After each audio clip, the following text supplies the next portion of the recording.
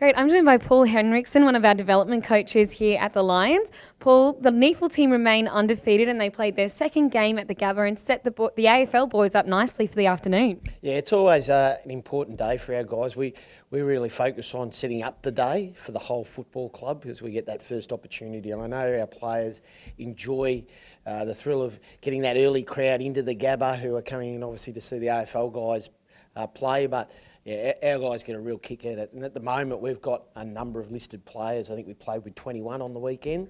So they're on the list, and I reckon the general public and Brisbane Lions supporters here in Brisbane are really keen to see them play.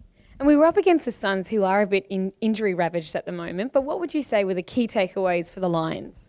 I think that our ability to, probably get out of being shut down, and it was credit to Gold Coast. They stymied our football at times and really made us work in terms of defensively. And even though we had lots of shots, we kicked lots of points early in that game. Probably the first half we were a little bit inaccurate, but we were taking shots from the boundary line and things like that. So that was full credit to the Gold Coast. They really came in and congested the game and made it a real scrap for us, and that was something that our guys had to work through, and how are they going to work through it, what could they do, what strategies and tactics they could use against the Gold Coast to get through that. So it was a massive day for the Lions brothers. Jared absolutely starred for the AFL team, but his younger brother, Corey, had 43 disposals in the win over the Gold Coast. Is he a lot like his brother in the way that he plays? Certainly, there's very similar attributes there. And Corey, to his credit, has been in really good form, and he's really keen at that stoppage work, getting inside, getting outside, getting on the end, connecting our defence through to our forward line. Is an important player for us in getting first hands on that football, and his last few weeks have been outstanding. And what's changed? I mean, he's really gone up a level this year.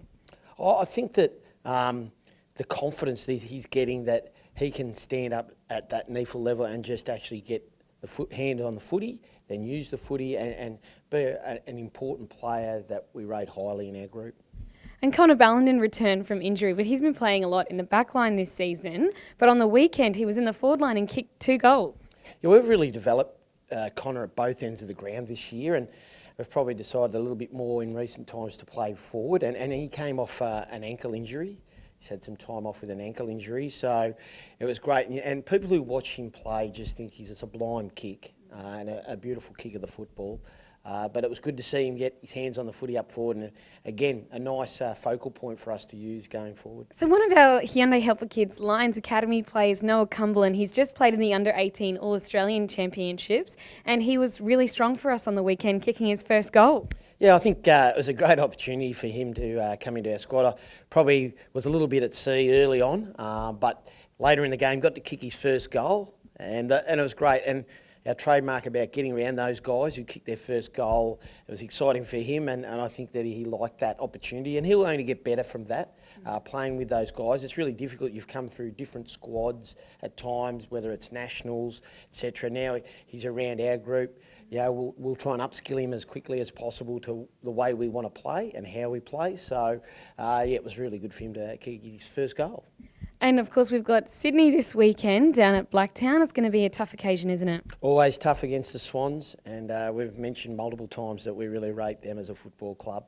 They've got some attributes that we'd love to emulate going forward. So it's always tough against the Swans, and we'll look forward to going well down in Sydney on the weekend. And what are some of those traits that you would really like us to have as well? I just think that their culture of working for each other, being selfless for the way they play their footy.